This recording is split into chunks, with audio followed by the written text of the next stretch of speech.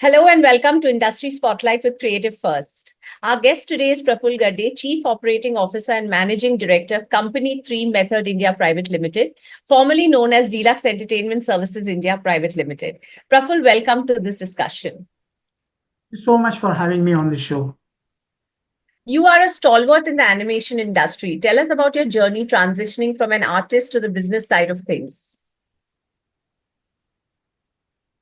That's an interesting question, actually. Going back 40, 42 years in past, I think it's very interesting. I mean, if you ask me this question, probably I'll speak another 3 hours. But just let me, give you the main points of that.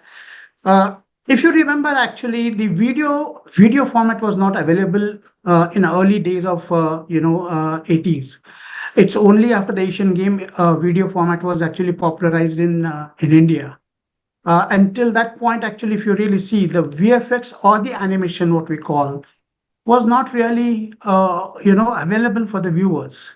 All we would have seen then was Ek Titali and Ek Titaliya and things like that, which was in the theaters. So the main media, the platform for animation or VFX was all theatrical content. Uh, the animation as such was only produced by the film division of India. They used to kind of produce few animation social awareness films. And the VFX used to be kind of created for the some kind of a visual effects in the feature film. I started actually my career in 85 after completing my fine arts education. And honestly, it was great. There wasn't actually too many, opportunities then.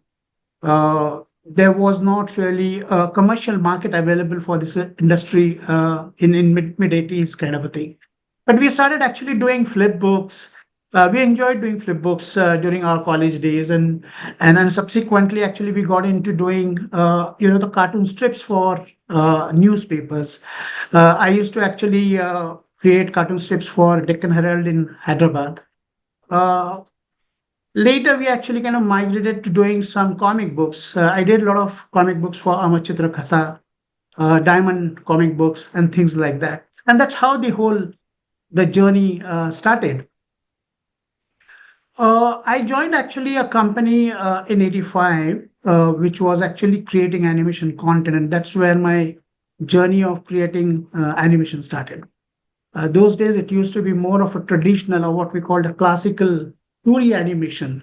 There were no computers or softwares available then. So it used to be all manual animation we used to do. So we got into that. And then, of course, I think towards the end of 80s, let's say 88, 89, 90 kind of a thing, the technology was booming all over the world. India was not behind. There were hardwares and software supporting our industry were launched.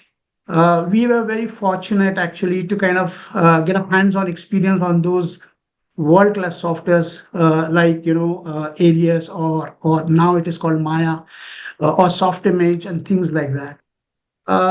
So it was fun. I think there were many points, many turns probably in this whole journey from classical animation to CGI. From CGI, we used to kind of cater to the largely to the advertising industry. They were probably our first, I would say, clients because every ad films must have actually at least the logo or a pack shot or sometimes some kind of a visual effects and stuff like that. Uh, I think early 90s, the Indian feature film producers they saw some of the blockbusters from the West, films like E.T. and Abyss and stuff like that, and they started demanding the similar visual effects, to the studios in India. And I think we got again the good opportunity to kind of work on those early assignments. It wasn't that really easy because it's not just the animation. As the technology was changing, as the formats were changing, uh, there were a lot of things we had to kind of accommodate within our uh, work techniques kind of a thing. doing something for the video, the aspect ratio used to be different, versus doing something for the theatricals, the aspect ratio used to be totally different. The color specs used to be totally different, and things like that. So it was fun learning, going through all those things.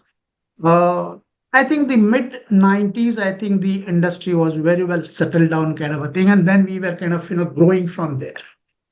Um you said about the business side of it. There were no, we are not from the, we are from the fine arts. We didn't really kind of do any MBAs or a sales courses to kind of sell our animation content. But because the market was very niche and very small, it was easy for us to explore our own way of selling things, whether it is a comic book, whether it is animation films, or whether it is a visual effects for the feature film kind of a thing. So I remember in 88, we had actually a film recorder, what we call, or a film scanner, where you actually scan images from the video format and then transfer it back to the film format, sort of a thing. uh, we somehow learned the technique of doing this, but honestly, we didn't know how much we should charge it to our client. So you know, it's apart from learning creatives and technicals, we got an opportunity to kind of learn about the commercial aspects of this whole business. We digged out many information from studios in Singapore and Australia and US and things like that. And that's how we kind of benchmarked our rates and kind of a thing. So probably it was that beginning to get into the what do you call, the business side of animation. I was very lucky to kind of get my complete business training, I would say, during my tenure with Escorts Limited. Escorts had a animation company, and I was heading that. And Escorts Limited, being one of the oldest manufacturing unit in India, they had a very strong ethical practices of whether it is production, whether it is sales, whether it is marketing, and things like that. And I was lucky again to kind of get a good guidance from my seniors and could learn all those things. So the journey just kind of went on from one point to another. And by 2002, 2003, because of the globalization and stuff like that, we understood that if we have to survive and grow, we have to cross the borders and probably go outside in the international market and get the jobs from there. And that's how we all, all my industry colleagues, we all got into the international marketing. We started going to the different markets, different countries, different studios, and started pitching our services there. So, like during the 90s, how the software industry was known in India for providing their services to the global market, I think we did that during 2000 to 2010 kind of a thing. And that's when most of the West studios, they shifted their focus from China to India. And India is doing, now it's doing great. So that's how the whole journey of being just an artist to someone who is selling the art has probably gone through. What an exciting and evolving journey that has been. But what was the key turning point for the animation industry in India? I understand you spoke about globalization, but what was that really key turning point? I think again, key turning points where there were many actually. I mean, as the market was getting matured, slowly but steadily, the animation sector was actually providing their services to as many as 70, 75 different sectors. It's not only entertainment, it's not only ad industry, but industries like medical, law, corporate films, and stuff like that. So it was spreading its wing in all sectors slowly. But if I have to really kind of say what has played a vital role, I would say technology was the one which has definitely helped our industry to kind of grow and take a bigger leap, I would say. The global demand was something which is given a lot of opportunity for Indian studios to kind of provide their services. Uh, Slowly, we have also seen during 2005, 2006, a lot of studios they started actually creating their own IPs. and that market had opened, which kind of gives you an opportunity to kind of create businesses from not only from your content but also from merchandising and stuff like that. So that has really happened again. And of course, I think the government always had kind of shown their interest in this industry, whether it is NASCOM, whether it is FICCI, whether it is CIA.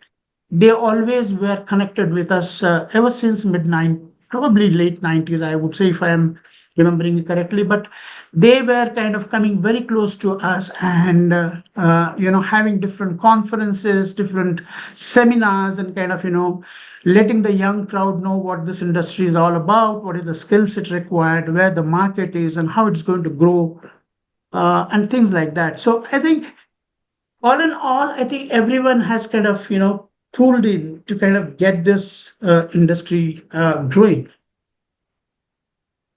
We are seeing an increased consumer interest for animated content. What has influenced this? Is it because of accessibility to animated content developed by international markets such as North America, Japan, and Korea?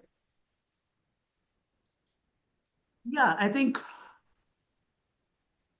today I would say that the one thing we all have heard is the content is the king. Um, so it's not only a specific, I would say, market. It's a global market today.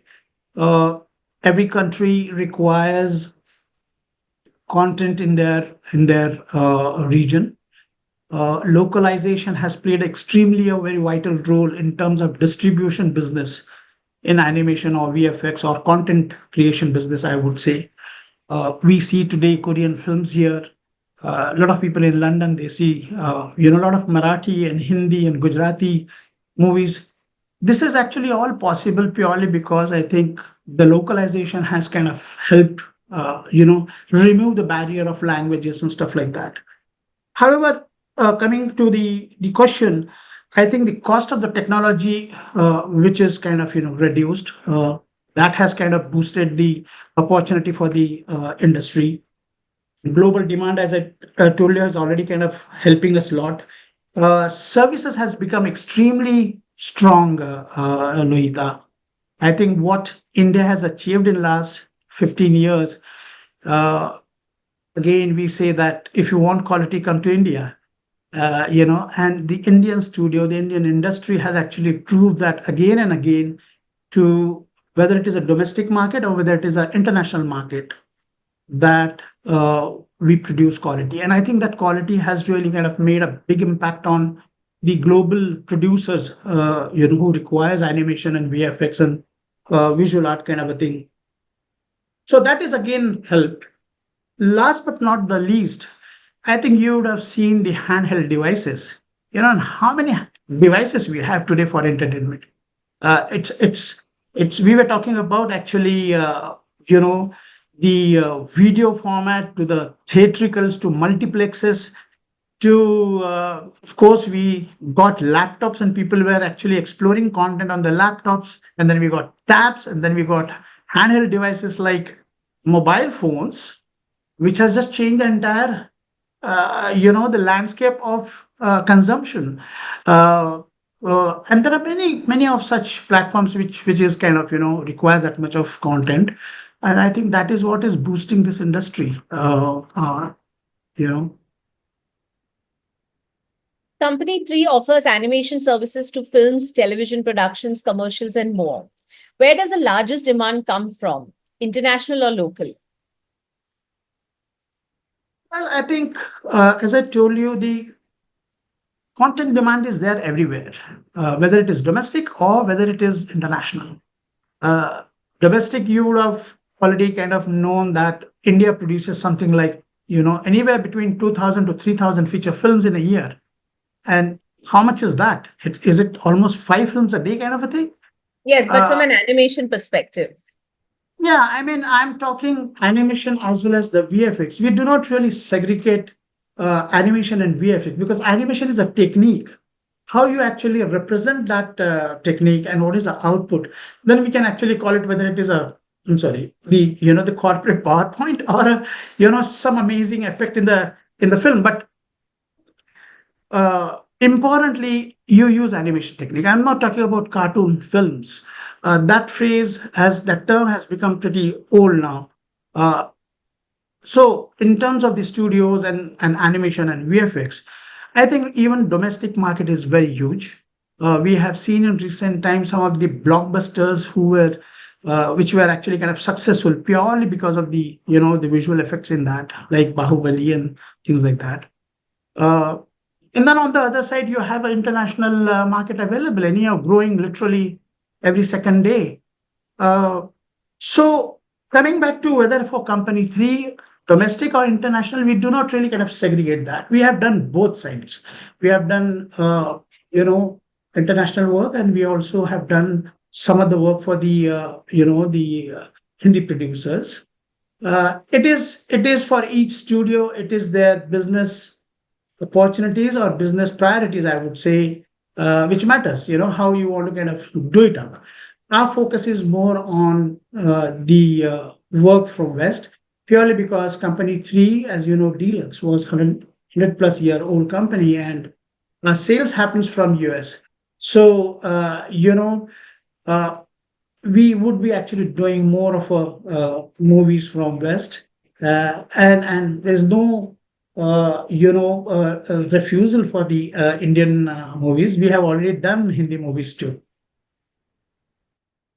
The Indian government recently launched the National Center of Excellence for AVGC XR to develop talent in the fields of animation, visual effects, gaming, comics, and extended reality, aiming to create a world class talent pool for the Indian and global entertainment industry.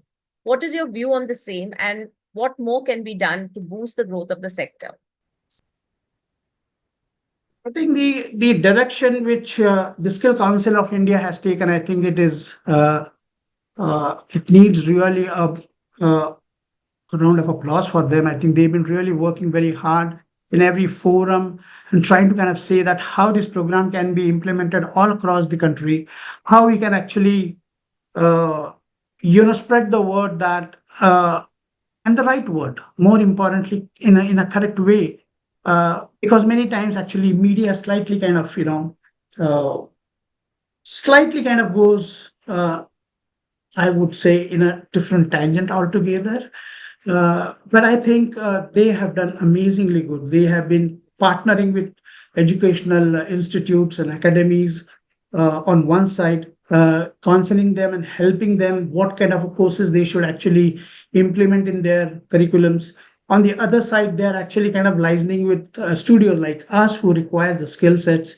They have a proper method of actually registering the student who are coming out of this institute and then probably passing on, giving these guys to the studios who require that. So as a program, it is fantastic. I think it will take some more time to kind of everyone to explore that completely. Uh, there is no constraint now that the Mumbai artist doesn't want to kind of leave Mumbai or Bangalore guy doesn't want to leave Bangalore kind of a thing. People are very happy to kind of migrate to different locations. Studio is what matters to them. Work is what matters to them.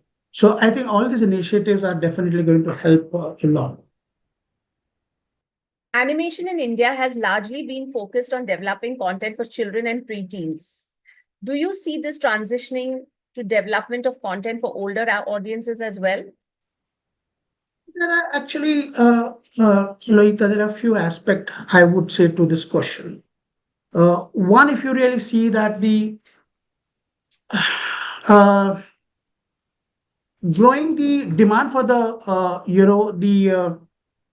for diverse content, if you're talking about, uh, with the rising of streaming platforms like Netflix, Amazon Prime, Disney, Hotstar, there is an increasing actually appetite for animation across different age groups. Platforms are actually investing in animated series and films that caters to young adult and even matured audiences. Two is also the global influences. I think we need to see the successful animation content from the global market, such as anime from Japan or adult theme animated series. There are few titles, films like Rick and Morty or Love and Death, has demonstrated that animation can be uh, powerful medium for storytelling across all genres, including action, drama, or comedy. This has inspired Indian creators to explore similar themes. Cultural storytelling we have always seen in India. The studios in India they started actually adopting mythological tales. As I told you, we have seen some of the blockbusters, successful blockbusters in recent time, and historical stories into content aim at the older audiences. For example, the project based on Mahabharata or Ramayana. Uh, or modern interpretation of Indian folklore, uh, they are really gaining a lot of popularity in the gaming sector. So that's another thing.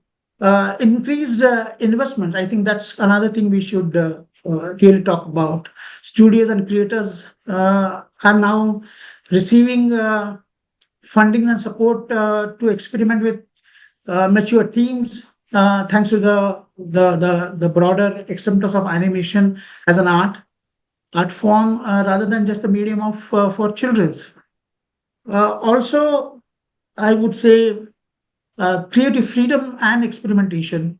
Uh, the evolving the evolving perceptions of animation as a serious storytelling medium has enabled creators to tackle complex narratives, social issues, and adult humor also.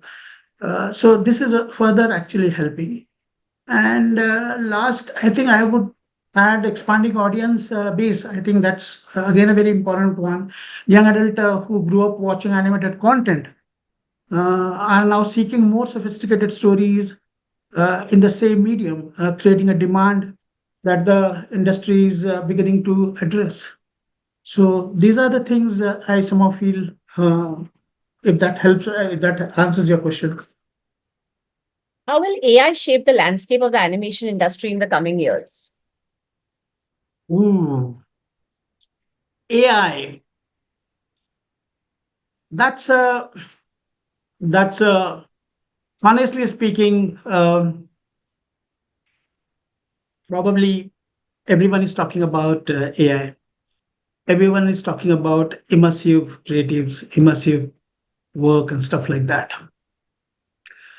Uh, as I told you, my last 40 years, it's always been kind of learn, do something what you have learned, and then you see, oh, that phase is already over. There's something new came up, and then you learn again. So this is a new, probably a phase for me to kind of learn about AI and how it gets integrated uh, in our industry. I think we are reading and we are kind of seeing many things right now, actually, in the on television, on internet.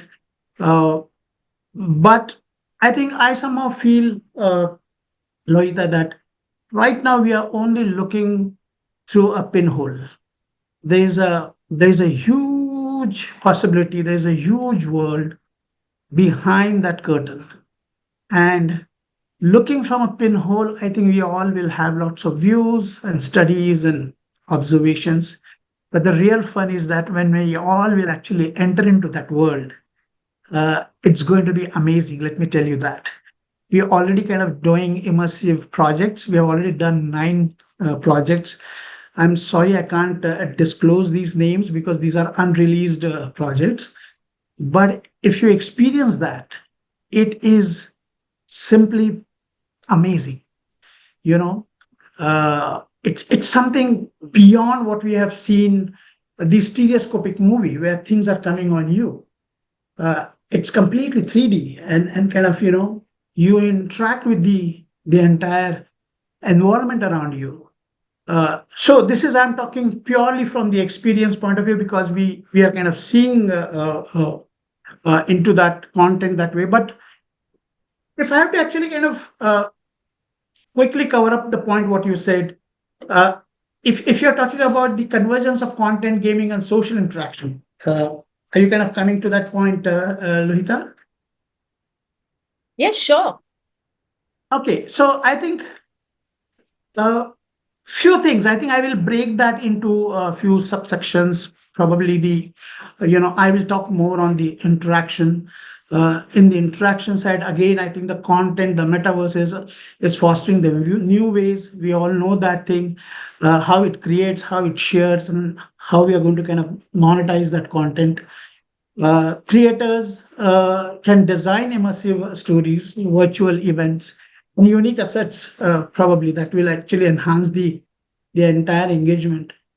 Gaming is evolving from being standalone entertainment media to becoming a key driver of the metaverse. We know that thing, offering interactive and persistent virtual worlds where users can socialize, play, and build their communities.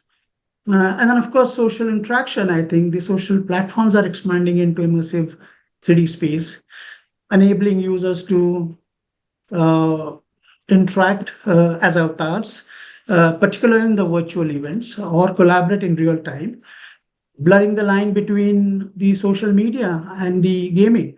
Uh, so that's about the interaction, I would say. Outlook for the space, if you really kind of uh, talk about that, I think uh, expanding use ecosystem, the metaverse ecosystem will likely to see the growth of interconnected platforms.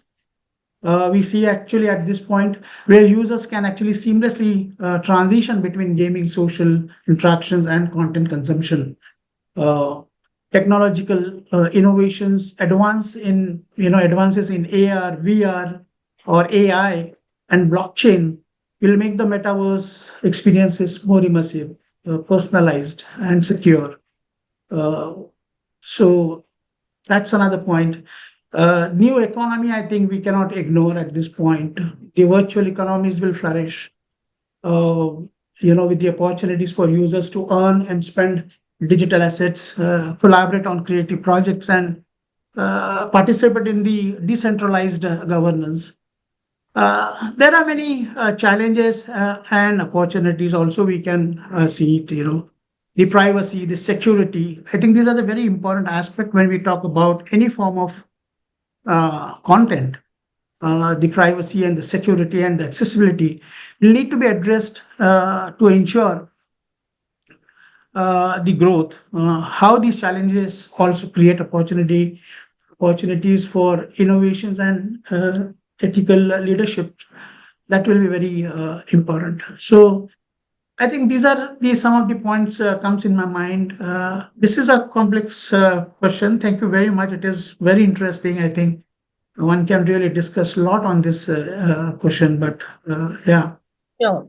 You were earlier talking about the immersive 3D projects that SDFX Studios is working on. Do we Yeah. have the infrastructure in the country where audiences can enjoy this experience?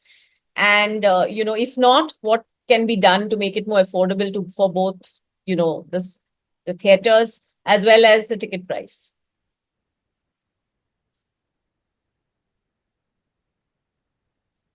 The first point comes is the theaters, as you said. Uh, this is a phase where actually different markets exploring different things for different markets altogether. So producers probably from West, at this point, they are exploring this medium probably for US. Yeah, we know that the Chinese market has probably the maximum 3D theaters over there. Um, Again, I think the treaties between two different countries will play a very vital role when in terms of distribution of this content and exhibition of this content.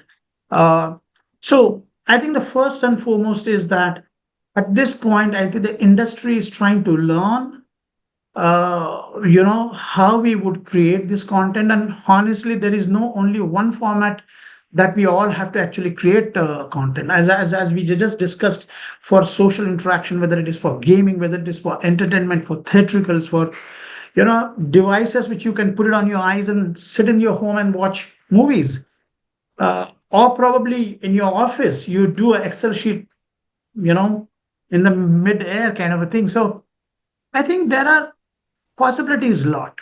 I think at this point, every company, every project is actually focusing on different experiences. There is, we know that there are set of tools are available. Probably we know the methodology of those tools, but none of these tools are really kind of 100% foolproof at this point. Where it's not like you press a button and the Coke can will fall out of out of the vending machine. I think everyone is exploring how they will achieve and how they will do. I think most of the studios they have the capabilities. I think most of the studios they already have best of the technologies. If not for AI, but they have the best technologies. And AI eventually will be actually using the same technology. Probably will migrate to something, next version of, I would say, softwares. But yeah, this is all the exploration phase. Uh, so to answer it, yes, I think studios are capable of actually creating this. Yes, the market is there. Yes, the skill set is there. It all requires little its own time to get matured before we kind of say, hey, I know it, I know it, I know it, kind of a thing. When do you see the market maturing? I think it will be little foolish for me to kind of answer that. As I told you, we are already kind of on our ninth project, and I'm sure there are many other studios who are working on immersive projects. Uh, I think there is no one fixed deadline of when it will mature. In any content creation, I think it is not the creator who decides when the maturity will be. It is the viewers who decides when the maturity will be. Right. You know, when the producer produces the movie, he always thinks that he's producing the best movie in the world. But it is only the audiences when they go to the theater or when they play the game, that's when they actually decide whether it is successful or not. So I think that's why I say it's going to take its own time to get matured. Praful, thank you for sharing your valuable insights with us. Wish you the very best for your upcoming projects. Thank you so much. I really enjoyed this interaction.